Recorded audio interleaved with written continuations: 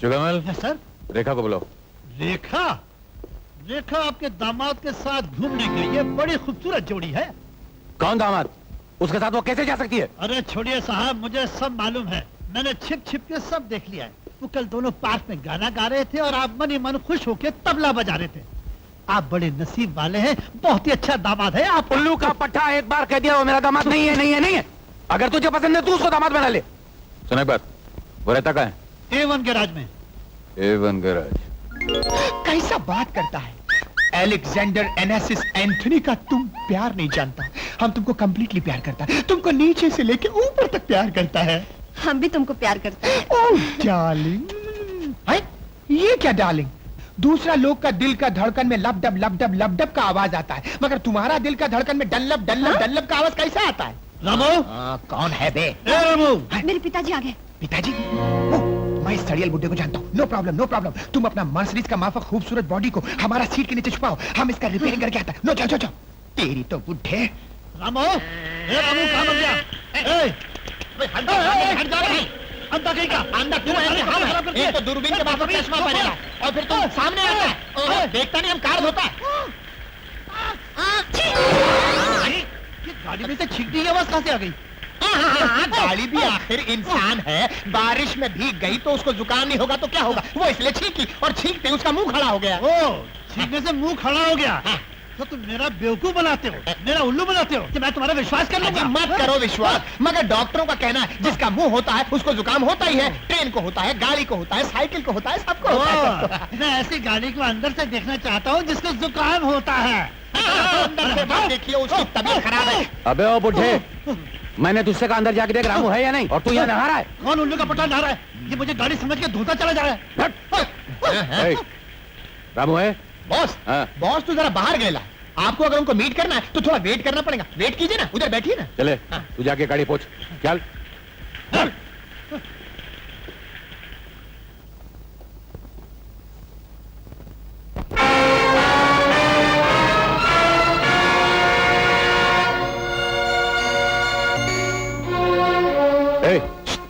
Sir, ये तस्वीर किसकी है? ये हमारा बॉस रामू है ना साहब, उनका माता जी का है। ये जिंदा है? हाँ, मगर शायद जेल में। तुम्हें पूरी तरह से यकीन है कि रामू ही जस्टिस चौधरी का लड़का है, और ये वही जस्टिस चौधरी है जिसने रामू की मां को धोखा भी दिया था? हाँ, मैं और चौधरी एक ही कॉलेज में एक ही क्लास में पढ़ते थे। मैं उसके प्यार के सब किस्से अच्छी तरह जानता हूँ। सुनो, मेरे दिमाग की शैतानी फैक्ट्री में फिर एक भयंकर आइडिया आ रहा है। अगर ये बातें हम रामू को बतला दें तो चौधरी के खिलाफ उसके दिल में नफरत की आग पैदा होगी, और वो आग हमारे काम आएगी। क्या ख्याल है मेरे मास्टर प्लान के बारे में?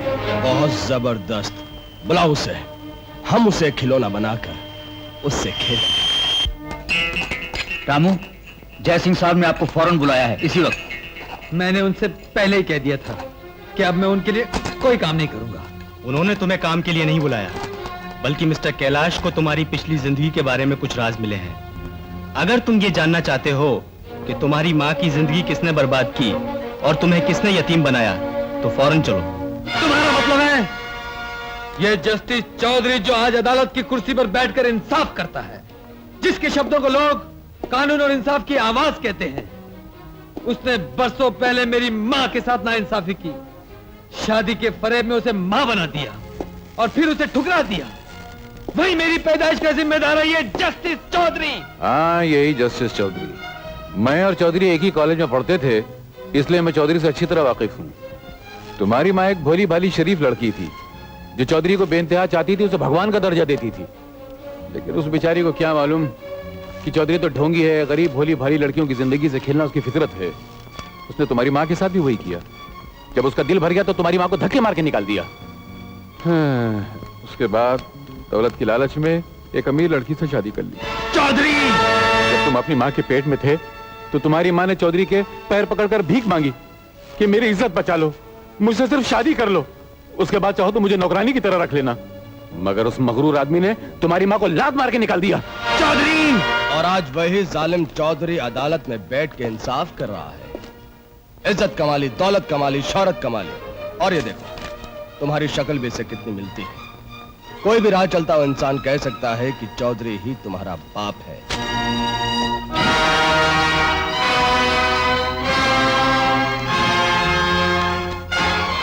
चौधरी, तूने मुझे जन्म नहीं दिया, बल्कि अपने दुश्मन को जन्म दिया है। मेरी मां तेरी धोखेबाजी को माफ कर सकती है, लेकिन मैं तुझे कभी माफ नहीं करूंगा, कभी माफ नहीं करूंगा।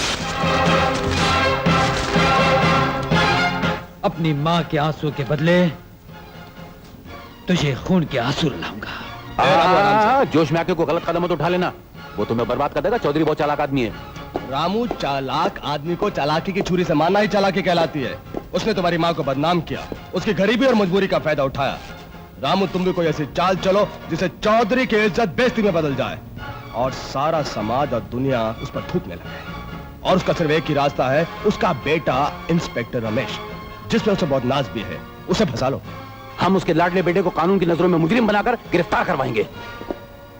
चौधरी को बर्बाद करने के लिए मैं हर कदम पर तुम्हारे साथ हूं। बोलो बोलो, मुझे क्या करना होगा? मेरे दिमाग की शैतानी फैक्ट्री में एक प्लान तैयार है, तुम्हें सिर्फ अमल करना है बस। Hello, police station. हरामजादे, अब पता चला कि हमारे सारे प्लान पुलिस तक कौन पहुंचा रहा था। तू इंस्पेक्टर रमेश को फोन कर रहा था ना, ताकि उसे पता चल जाए कि हम उसके खिलाफ क्या प्लान बना रहे हैं। बस बता, ये सच है कि नहीं? हाँ, सच है, क्योंकि तुम एक कमीने इंसान हो। अपने साथियों को भाई कहते हो और उनकी बहनों की इज्जत लूटते हो। तुमने मेरी बहन की इज्जत लूटी। मेरा बाप जब उसे बचाने आया तो तुमने उसे मार डाला। मेरी बहन ने खुदकुशी कर ली, इसलिए मैंने तुमसे बदला लेने की ठान ली थी। और मुझे जब भी मौका मिला तुम्हारे इन खिलौनों के खेल को बर्बाद करने का, मैं पुलिस को खबर देता रहा और तुम्हें नुकसान पहुंचाता। तू मेरे खिलौनों का खेल तो खत्म नहीं कर सका, लेकिन मैं तेरी जिंदगी का खेल हमेशा हमेशा के लिए खत्म कर दूंगा। टेरी, क्या क्लब गेस्ट हाउस में आऊं अभी इसी वक्त? ठीक है, अभी आता हूं।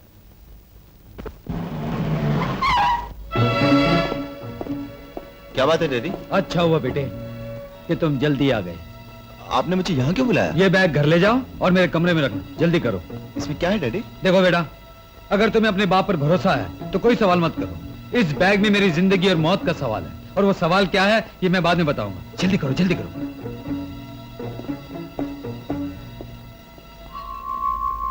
वाह ब्रदर वाह, खोखे उड़ा दिए, खोखे उड़ा दिए। क्या एक्टिंग है, क्या मेकअप है। तुम तो हर नकली मेकअप में असली लगते हो। अगर जस्टिस चौधरी ने तुमको इस मेकअप में देख लिया तो बोलेगा मेरा डुप्लीकेट किधर से आ गया। चलो जल्दी यहाँ से निकल चले। अरे वहां से नहीं, यहाँ से। ओ, वहां से।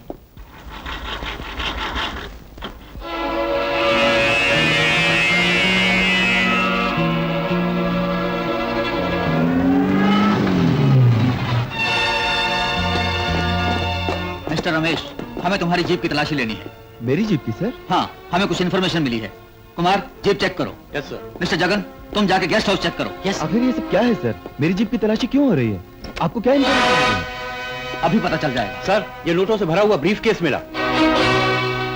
सर, गेस्ट हाउस में किसी की लाश पड़ी है। What? क्या कह रहे हैं आप? अंदर की लाश पड़ी है? ज्यादा भोला बनने की कोशिश मत करो रमेश। मैं तुम्हें रिश्वत लेने और कत्ल करने के इल्जाम में गिरफ्तार करता हूँ। लेकिन सर, अरेस्ट हिम। कल तक जो दूसरों के हाथों में हथकड़ी पहनाया करता था, आज उसके हाथों में हथकड़ी लग गई। अरे भाई, जज का बेटा होने से या पुलिस ऑफिसर बनने से ये सोच लेना कि इंसान कोई भी जुर्म करके बच सकता है, ये तो गलत है ना। बिल्कुल गलत है बॉस। क्या कह रहे हैं कमिश्नर साहब? आपने मेरे बेटे रमेश को खून के इल्जाम में गिरफ्तार किया है? यस मिस्टर चौधरी, पूरी तरह छानबीन करने के बाद और ठोस सबूत मिलने के बाद ही हमने उसे गिरफ्तार किया है। कमिश्नर साहब, मेरा बेटा खून नहीं कर सकता, कभी नहीं कर सकता। आपके डिपार्टमेंट से जरूर गलती हुई है। सॉरी मैडम, कोई गलती नहीं हुई। हमारे डिपार्टमेंट के आदमी को गिरफ्तार करने से पहले हमने और हमारे आदमियों ने अच्छी तरह तहकीकात कर ली थी। आप चुप क्यों हैं? कुछ बोलते क्यों नहीं? इसी वक्त जाकर रमेश से मिलिए और पता कीजिए हकीकत क्या है। सब्र करो जानकी, मैं अभी जाता और पता लगाता हूँ। I am sorry mister Chaudhary, आप रमेश से नहीं मिल सकते। ये केस आपकी अदालत में ही पेश होने वाला है और एक जज की हैसियत से इसका फैसला भी आप ही को करना होगा। इसलिए ना तो आप उससे मिल सकते हैं और ना ही कोई बात कर सकते हैं। Okay commissioner sahab, okay. I am sorry mister Chaudhary. हमारी किस गुनाह की इतनी बड़ी सजा दे रहा? जानकी, मेरा बेटा एक मुजरिम की तरह है, मेरी ही अदालत में लाया जाएगा।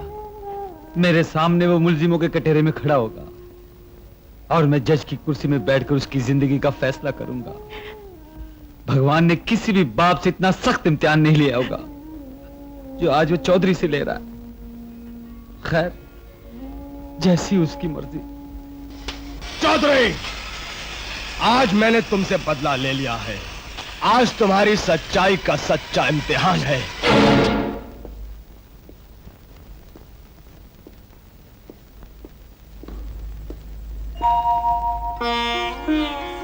जानते हैं मैंने भगवान से क्या प्रार्थना की है?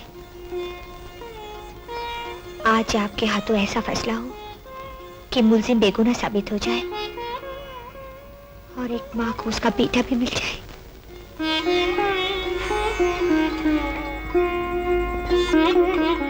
योर ऑनर, पुलिस की तहकीकात ने यह बात साफ साबित कर दी है कि मुलजिम रमेश ने कत्ल इस डर से किया कि मकतूल कहीं दुनिया पे यह बात जाहिर ना कर दे कि वो रिश्वत लेता है। मुजरिम ने यह सोच लिया कि वो तो एक पुलिस ऑफिसर है, उस पर शक कौन करेगा। लेकिन योर ऑनर, जिस तरह आंखें बंद कर लेने से दुनिया में अंधेरा नहीं हो जाता, उसी तरह कत्ल करने से जुर्म और गुनाह मिट नहीं जाता। मेरी अदालत से दरखास्त है कि मुजरिम को ऐसी सजा दी जाए कि दुनिया को इबरत हासिल हो। That's all my Lord. Mister Ramesh, तुम्हें अपनी सफाई में कुछ कहना है? मैं सिर्फ इतना ही कहूंगा कि मैं बेकसूर हूं। तुम उस जगह क्यों गए थे? तुम्हें रुपए किसने दिए थे? खामोशी जवाब नहीं है। तुम्हें रुपए किसने दिए थे? किसने तुम्हें गेस्ट हाउस में बुलाया था? इन सवालों का जवाब ही तुम्हारी बेगुनाही साबित कर सकता है। मिस्टर रमेश, कानून बेगुनाहों को सजा देने के लिए नहीं है, बल्कि इंसाफ करने के लिए है। बताओ, वो कौन इंसान है जिसका नाम तुम अदालत को बताने से हिचकिचा रहे हो? ठीक है, अगर तुम्हें कुछ मोहलत दी जाए तो बता सकोगे? मिस्टर रमेश, अदालत जवाब चाहती है। तुम्हारी यह खामोशी तुम्हारी जिंदगी को हमेशा के लिए खामोश कर सकती है। मुझे जो कहना था कह दिया। अब आपको अख्तियार है, जो सजा देनी हो दीजिए।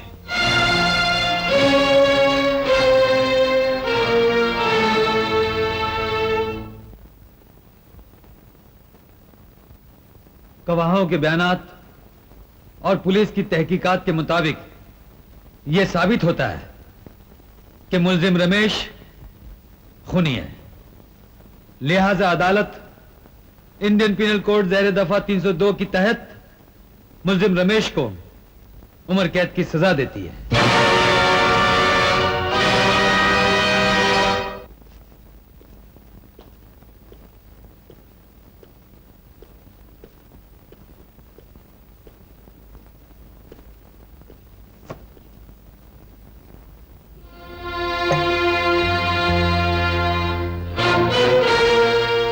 अब इस तरह क्या देख रहे हैं? मेरी आंखों को पढ़कर मेरे गमों का अंदाजा लगाना चाहते हैं? मैं तो आपके बारे में सोच रही हूं। आज आपका फैसला सुनने के बाद सारे वकील और जजों ने आपको इन सब का देवता मान लिया होगा। सभी यही कहते होंगे, इसे कहते हैं इंसाफ करने वाला, जिसने इंसाफ की छुरी से अपने ही बेटे का गला काट डाला और उसके खून से कानून के माथे पर तिलक लगा दिया। लेकिन आपने इन सब करते वक्त एक मां के बारे में नहीं सोचा, जिसने 9 महीने तक उसे अपने पेट में रखा।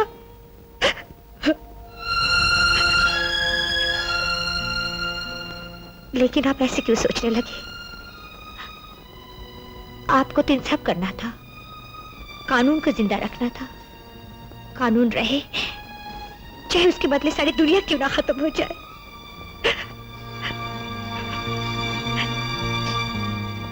कॉफी पी लीजिए। Congratulation uncle. इस वक्त मेरी ही नहीं, सबकी जुबान पर आप ही का नाम है। कल देश के तमाम अखबारों में आपकी फोटो छपेगी, आपकी इज्जत होगी, शोहरत होगी। लेकिन अंकल, आपने इंसाफ करते वक्त ये नहीं सोचा होगा कि आपका ये इंसाफ सैलाब बनकर एक लड़के की खुशियां उजाड़ कर चला जाएगा। लेकिन आप क्यों सोचेंगे? आप एक नामी जज हैं और इस फैसले से आपका नाम और भी ऊंचा हो जाएगा।